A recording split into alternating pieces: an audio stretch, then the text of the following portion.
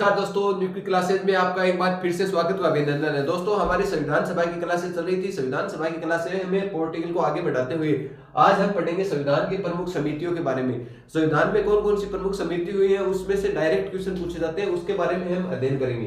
तो संविधान की सबसे बड़ी समिति कौन सी है? प्रारूप समिति या ड्राफ्टिंग समिति। इस प्रारूप समिति व ड्राफ्टिंग समिति के बारे में हम पढ़ेंगे। प्रारूप समिति का गठन कब हुआ था? तो गठन की बात करें, गठन 29 अगस्त 1947 को क्या हुआ था? इसका गठन हुआ था। ठीक है दोस्तों, 29 अगस्त 1947 को क्या हुआ था? प्रारूप समिति का क्या हुआ था? गठन हुआ था। इसके अध्यक्ष बात करते हैं, इसके अध्यक्ष कौन थे? प्रारूप समिति के अध्यक्ष की बात करें तो यह अध्यक्ष बहुत बार पूछा हुआ है, डॉक्टर भीमराव भीमराव अंबेडकर क्या बने थे? इसके अध्यक्ष बने थे। कब बने थे? 30 अगस्त। इसी से एक गठन के एक दिन बाद में शपथ दिलाई गई थी, 30 अगस्त 1947 को। ठीक है दोस्तों, भीमराव अंबेडकर जी क्या बने थे? इसके अध्यक्ष बने थे। और शपथ कब दिलाई गई थी?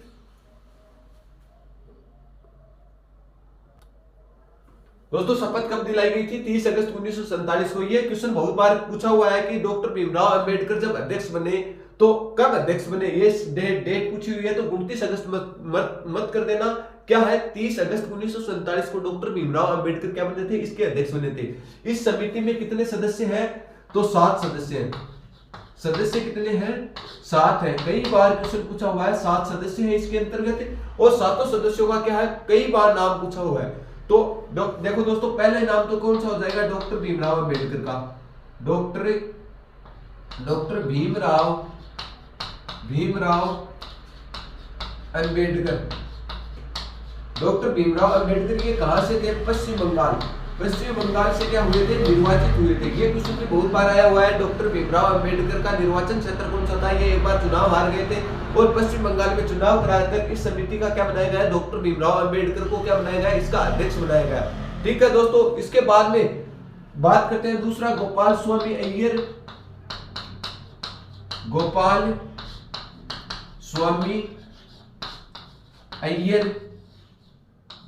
अय्यर क्या थे? इसके अध्यक्ष थे। दूसरे गोपाल स्वामी अय्यर। तीसरे सदस्य की बात करें, बी एल मित्तल।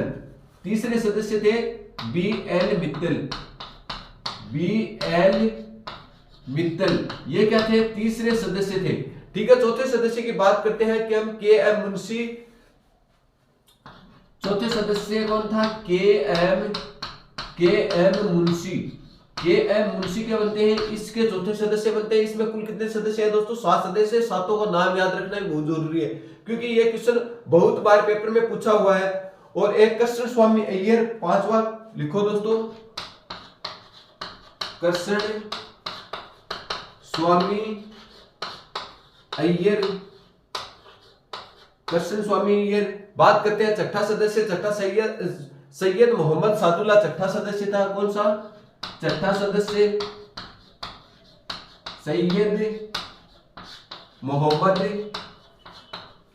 सादुल्ला। सैयद मोहम्मद सादुल्ला क्या थे? छठे सदस्य के रूप में निर्वाचित हुए थे। और 7वां सदस्य था डीपी खेतान। 7वां सदस्य कौन था? 7वां सदस्य था डीपी खेतान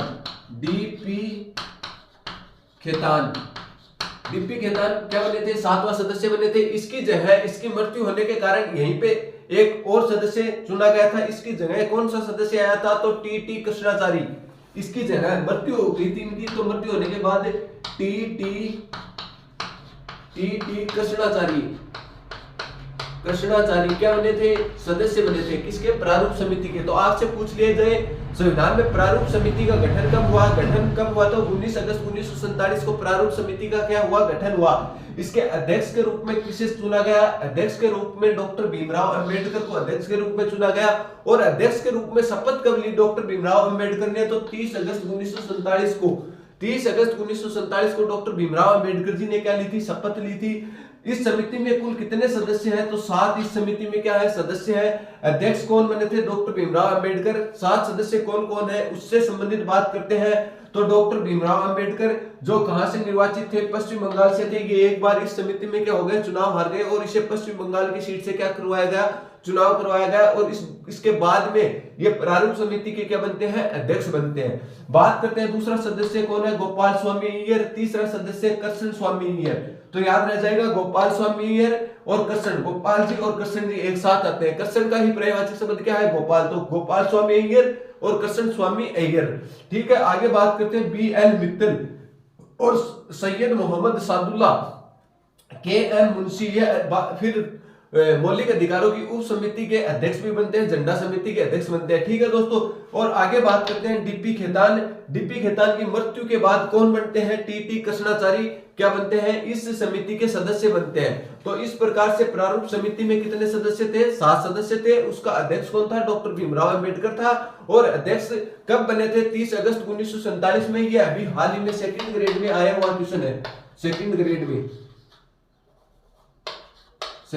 में आया हुआ क्वेश्चन है। ये पूछा गया था डॉक्टर भीमराव अंबेडकर प्रारूप समिति के अध्यक्ष कब बने थे, और एग्जैक्टली डेट भी इसी प्रकार से थी, 29 अगस्त 1947, 30 अगस्त 1947 और 27 अगस्त 1947 और 28 अगस्त 1947। ये 4 क्या थे, ऑप्शन थे।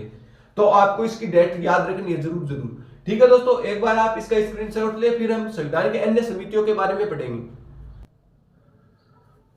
दोस्तों आगे और हम महत्वपूर्ण समितियों के बारे में चर्चा करते हैं, जैसे कि और कौन कौन सी समितियां हैं जो संविधान सभा के द्वारा संविधान निर्माण के लिए समितियों का गठन किया गया था, उसके बारे में और आगे चर्चा बढ़ाते हैं। तो और कौन सी समितियां हैं, जैसे संघ संचालन समिति या संघ शक्ति समिति। एक तो होती है संघ शक्ति समिति, संघ शक्ति समिति, और एक बोलते हैं संघ संविधान समिति, संघ संविधान समिति। कौन सी, संघ संविधान समिति। ये कई बार क्वेश्चन पूछे हुए हैं समितियों से सीधे डायरेक्ट। इसके अध्यक्ष कौन है, तो पंडित जवाहरलाल नेहरू क्या बने थे, इसके क्या बने थे, अध्यक्ष बने थे। कौन सी समिति के, संघ शक्ति समिति व संघ संविधान समिति के अध्यक्ष कौन बने, हमारे जो प्रधानमंत्री हैं पंडित जवाहरलाल नेहरू, वो क्या बने थे, इनके अध्यक्ष बने थे। आगे बात करते हैं संचालन समिति व झंडा समिति के अध्यक्ष। संचालन समिति कई बार पूछा हुआ क्वेश्चन है, ये भी संचालन समिति व झंडा समिति। एक दूसरी समिति कौन सी है, झंडा समिति। इनके अध्यक्ष कौन थे, डॉक्टर राजेंद्र प्रसाद। देखो दोस्तों, हमारे संविधान में चलाने का कार्य सर्वोपरि आदमी कौन होता है, राष्ट्रपति होता है। तो संचालन करने का काम और झंडा समिति का अध्यक्ष आपको पूछ लिया जाए तो कौन है, डॉक्टर राजेंद्र प्रसाद। डॉक्टर राजेंद्र प्रसाद क्या है, इस समिति के क्या बनते हैं, अध्यक्ष बनते हैं। ये संविधान सभा में बनाई गई समितियां हैं, उनके अध्यक्षों के बारे में हम क्या कर रहे हैं, चर्चा कर रहे हैं। एक प्रांतीय समिति और मौलिक अधिकारों की समिति। कौन सी, प्रांतीय समिति, प्रांतीय समिति। और आगे बात करते हैं मौलिक अधिकार समिति, और उसके बाद में बात करते हैं परामर्श समिति। मौलिक अधिकार समिति,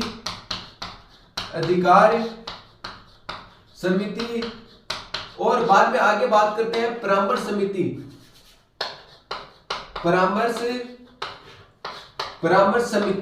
इनके अध्यक्ष पूछ लिए जाए, ये 3 समितियों के अध्यक्ष कौन थे, तो सरदार वल्लभ भाई पटेल। कौन थे, सरदार वल्लभ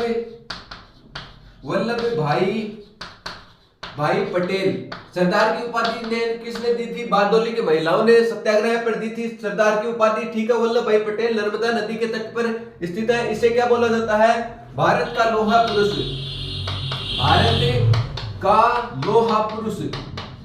भारत का लोहा पुरुष किसे कहा जाता है, सरदार वल्लभ भाई पटेल को। ये क्वेश्चन भी बहुत बार पूछा हुआ क्वेश्चन है दोस्तों। ठीक है, तो दोस्तों प्रांतीय समिति, प्रांतों को एकत्रित करने का काम किसने किया था। भारत पहले क्या था, स्वतंत्रता से पहले छोटी छोटी देशी रियासतों में बटा हुआ था, तो उनको प्रांतों को सभी को एक करने का काम किसने किया, सरदार वल्लभ भाई पटेल ने। इसीलिए इन्हें क्या कहा गया, भारत का लोहा पुरुष के नाम से जाना जाता है। और मौलिक अधिकारों की मांग भी किसने की थी, सर्वप्रथम सरदार वल्लभ भाई पटेल ने ही की थी। और परामर्श समिति के अध्यक्ष, 3 समितियों के अध्यक्ष किन्हें बनाया गया? सरदार वल्लभ भाई पटेल को बनाया गया। ठीक है दोस्तों, आगे बात करते हैं मौलिक अधिकारों की उप समिति के अध्यक्ष, तो जेपी कृपलानी। लिखो दोस्तों, मौलिक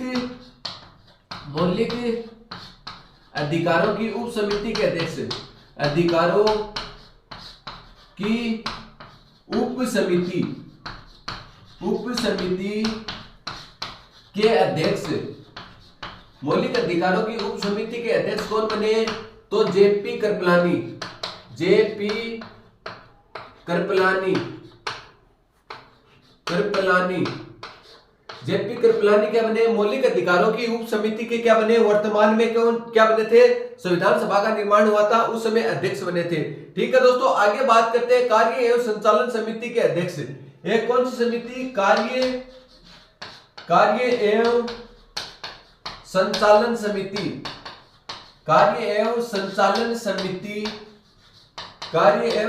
समिति के अध्यक्ष कौन बने? जेपी कृपलानी। तो किसके अध्यक्ष थे? झंडा समिति के अध्यक्ष। मौलिक अधिकारों की उप समिति व झंडा समिति के अध्यक्ष डॉक्टर राजेंद्र प्रसाद, मौलिक अधिकारों की उप समिति के अध्यक्ष जेपी कृपलानी। और बात करते हैं कार्य एवं संचालन समिति के अध्यक्ष के एम मुंशी बने थे। कौन? के एम मुंशी। किसके अध्यक्ष बने दोस्तों? कार्य एवं संचालन समिति के अध्यक्ष। कार्यों का संचालन किस प्रकार से करना है, इससे किस प्रकार से क्रियान्वयन करना है, इस समिति के अध्यक्ष की बात करते हैं तो के एम मुंशी बने थे। तो ये थी संविधान की प्रमुख समिति, जिसमें हमने कौन सी समिति पढ़ी? पहले प्रारूप समिति या डॉक्यूमेंट समिति पढ़ी थी, जिसकी स्थापना कब हुई थी? 29 अगस्त 1947 को हुई थी। इसके बाद में हम पढ़ी है कौन सी? संघ शक्ति व संघ संविधान समिति के अध्यक्ष किसे बनाया गया? डॉक्टर राजेंद्र प्रसाद को, डॉक्टर पंडित जवाहरलाल नेहरू को क्या बनाया गया था? इसका अध्यक्ष बनाया गया था। इसके बाद में बात करते हैं संचालन समिति व झंडा समिति के अध्यक्ष कौन बने? डॉक्टर राजेंद्र प्रसाद बने। ठीक है दोस्तों, आगे बात करते हैं प्रांतीय समिति व मौलिक अधिकार समिति के अध्यक्ष व परामर्श समिति के अध्यक्ष कौन बने? सरदार वल्लभ भाई पटेल बने, जिन्हें भारत का क्या बोला जाता है? लोहा पुरुष के नाम से जाना जाता है। और नर्मदा नदी पर क्या है? इनका स्मारक बना हुआ है। ठीक है दोस्तों, बात करते हैं आगे सरदार वल्लभ भाई पटेल की और बात करें तो 31 अक्टूबर को एकता दिवस के रूप में मनाया जाता है। ये मैंने लिखाया था ना, 31 अक्टूबर को प्रधानमंत्री इंदिरा गांधी की मृत्यु हुई थी इसी दिन, और इसी दिन को क्या मनाया जाता है? एकता दिवस के रूप में मनाया जाता है, क्योंकि सरदार वल्लभ भाई पटेल की भी क्या आती है? 31 अक्टूबर को जयंती आती है। ठीक है दोस्तों, आगे बात करते हैं मौलिक अधिकार उप समिति के अध्यक्ष। मौलिक अधिकार समिति के अध्यक्ष सरदार वल्लभ भाई पटेल, और उप समिति के पूछे तो जेपी कृपलानी क्या बने थे? इनके अध्यक्ष बने थे। आगे बात करते हैं कार्य एवं संचालन समिति के अध्यक्ष कौन बने? तो के एम मुंशी कार्य एवं संचालन समिति के क्या बने? अध्यक्ष बने। तो ये थी दोस्तों संविधान की प्रमुख समितियां। हम और आगे संविधान के बारे में, कुछ अधिवेशनों के बारे में बात करेंगे और कुछ और थोड़ी बची हुई बातें और करते हैं। चलो दोस्तों, एक बार आप इसका स्क्रीनशॉट लें, फिर हम आगे बढ़ेंगे। दोस्तों आगे बात करते हैं संविधान निर्माण के लिए कुछ समितियों का क्या किया गया, गठन किया गया है, उनके बारे में हमने चर्चा कर ली है। इस संविधान निर्माण के लिए कितने अधिवेशन हुए, तो आपसे प्रश्न पूछा जाता है संविधान निर्माण के लिए संविधान निर्माण के लिए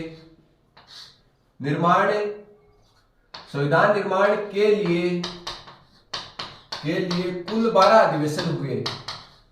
कुल 12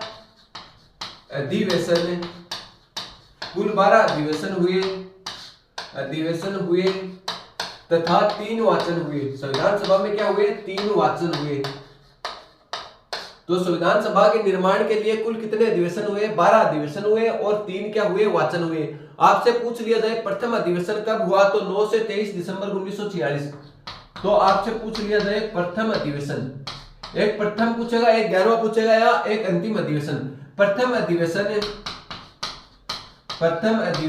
कब हुआ? 9 से 23 दिसंबर 1946। 23 दिसंबर 1946 को क्या हुआ? प्रथम अधिवेशन हुआ। ठीक है दोस्तों, बात करते हैं 11वां अधिवेशन कब हुआ, तो कुल 12 अधिवेशन हुए। दूसरे बात करते हैं 11वां अधिवेशन। 11वां अधिवेशन कब हुआ दोस्तों? 11वां अधिवेशन कब हुआ दोस्तों? बात करते हैं 11वें अधिवेशन की, तो 14 से 26 नवंबर 1949 को, 14 से 26 नवंबर 1949 को क्या हुआ था? 24 नवंबर, हाँ 26 नवंबर 1949 को क्या हुआ था? संविधान अंगीकृत हुआ था। उस समय तक 26 नवंबर 1949 तक क्या हुआ था? संविधान का 11वां अधिवेशन हुआ था। ठीक है दोस्तों, आगे बात करते हैं संविधान निर्माण में। 12वां अधिवेशन हुआ, अंतिम अधिवेशन, जिसकी बैठक हुई थी, लास्ट बैठक कब हुई थी?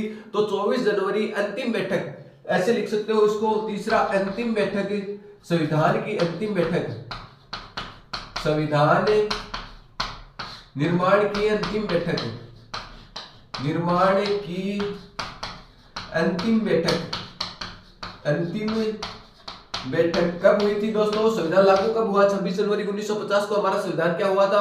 लागू हुआ था। तो अंतिम बैठक उससे क्या होती है? 2 दिन पहले यह तय कर लिया जाता है कि इस दिन हमें क्या करना है? संविधान लागू करना है। तो 24 जनवरी 1950 को क्या हुआ था? अंतिम बैठक हुई थी। अंतिम बैठक 24 जनवरी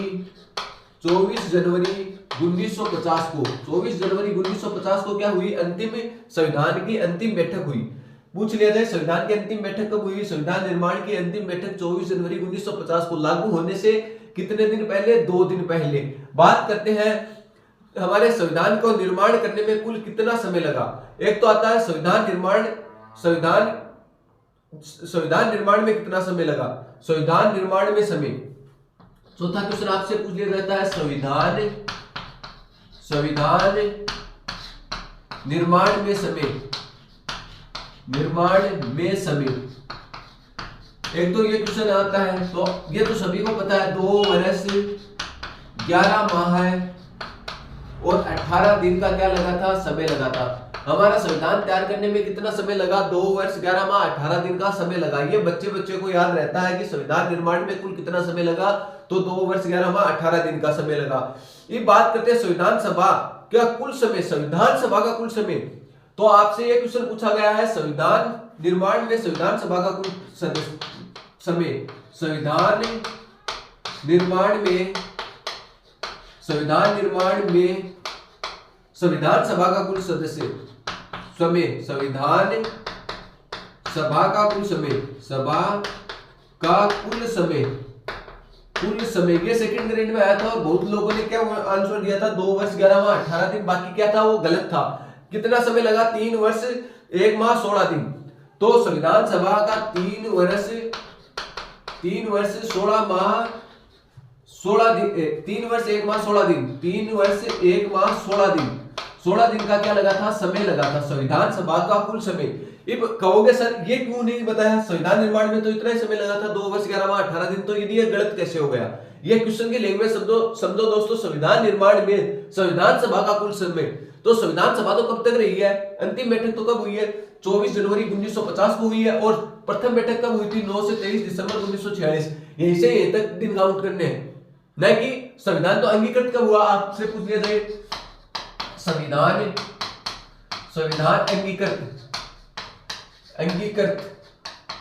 अंगीकृत कब हुआ? 26 नवंबर 1949 को, 26 नवंबर 1949 को। संविधान को बनाकर तो तैयार कर दिया गया 26 नवंबर 1949 को। लागू कब किया गया था? 26 जनवरी 1950 को। आपसे पूछ लिया जाए लागू, संविधान लागू, ये भी लिख लो। संविधान लागू कब हुआ? 26 जनवरी 1950 को, 26 जनवरी 1950 को। 26 जनवरी 1950 को क्या हुआ? संविधान लागू हुआ था। संविधान को लागू होने में कितना समय लगा? वैसे समय पूछ लिया जाए संविधान निर्माण में समय, तो 2 वर्ष 11 माह 18 दिन। ये क्वेश्चन ऐसे भी लैंग्वेज में घुमा कर आता है। संविधान को लागू होने में कुल कितना समय लगा? तो संविधान को लागू होने में 3 वर्ष 1 माह 16 दिन का क्या लगा था? समय लगा था। इसीलिए तो सेकंड ग्रेड में ये आया हुआ क्वेश्चन है। और ये इसीलिए ही गलत हुआ था क्योंकि उसमें क्या आंसर कराया है? 2 वर्ष 11 माह 18 दिन, क्योंकि सभी को यही याद रहता था इनके बारे में। अब तो ये लेटेस्ट में आ गया, ये सभी किताबों में छप गया। अब तो ये क्वेश्चन पहले किसी को भी पता नहीं था, लैंग्वेज में घूम गए थे सभी। तो बात करते हैं वापस से, इसको रिवाइज करते हैं कि संविधान को अंगीकृत कब किया गया था? 26 जनवरी 1950 को। 49 को क्या हुआ था? संविधान अंगीकृत हुआ था। लागू कब हुआ? 26 जनवरी 1950 को। संविधान निर्माण में कुल कितने अधिवेशन हुए? बहुत बार पूछा हुआ क्वेश्चन है। 12 अधिवेशन हुए और 3 क्या हुए? वाचन हुए। 3 क्या हुए हैं? वाचन। वाचन हुए हैं। ठीक है दोस्तों, प्रथम बैठक कब हुई? तो 9 से 23 दिसंबर 1946 को क्या हुई? संविधान सभा की प्रथम बैठक या प्रथम अधिवेशन हुआ। ठीक है दोस्तों, 11वां अधिवेशन कब हुआ? 14 से 26 नवंबर 1949 को। इस दिन ही क्या हुआ था? 26 नवंबर 1949 को संविधान क्या कर दिया गया? तैयार करके अंगीकृत कर दिया गया। मतलब हमें समर्पित नहीं किया गया कि ये संविधान लागू होगा। क्या लागू कब किया गया? संविधान सभा की अंतिम बैठक में यह निर्णय लिया गया। अंतिम बैठक कब हुई? 24 जनवरी 1950 को। ये डेट में लगा रहा हूं ना, ये सभी मोस्ट डेट है। 24 जनवरी 1950 को संविधान क्या के लागू करने के लिए क्या हुई? अंतिम बैठक हुई। अंतिम बैठक के बाद में यह निर्णय लिया गया कि हमें संविधान कब लागू करना है? 26 जनवरी 1950 के दिन। तो संविधान को लागू कब किया गया? 26 जनवरी 1950 को क्या किया गया? संविधान को लागू किया गया। संविधान निर्माण में कुल कितना समय लगा? तो संविधान निर्माण तो बनकर तैयार तो कब तक हो गया? 23 दिसंबर 1946 से 26 नवंबर 1949 तक संविधान का क्या हो गया था? निर्माण हो गया था, इसे तैयार कर दिया गया था। तो संविधान निर्माण का समय पूछे तो क्या आंसर देना? 2 वर्ष 11 माह 18 दिन। और संविधान को लागू होने में कुल कितना समय लगा? तो 3 वर्ष 1 माह 16 दिन का क्या लगा? समय लगा। दोस्तों ये जो मैं पढ़ा रहा हूँ, संविधान की प्रमुख समितियां पढ़ाती है और संविधान का किस किस प्रकार से निर्माण हुआ इसके बारे में भी हमने कुछ बहुत सारी चर्चाएं कर ली है। उम्मीद करता हूँ ये आपको अच्छे से समझ में आ रही होगी। समझ में भी नहीं आ रही है तो एक बार हमें कमेंट कर बता दो कि सर यहीं पे समझ में नहीं आया। हम आप तक पूर्णतः अच्छे से समझाने का प्रयास करेंगे। यदि आप चैनल पे नए हो तो चैनल को सब्सक्राइब व लाइक कर लो, और ताकि अपने मित्रों को भी शेयर करो ताकि वह भी इनका क्या करें, इस क्लासों का फायदा उठा सके। दोस्तों आज के लिए इतना ही, धन्यवाद। आगे पढ़ेंगे हम अगली कक्षा में।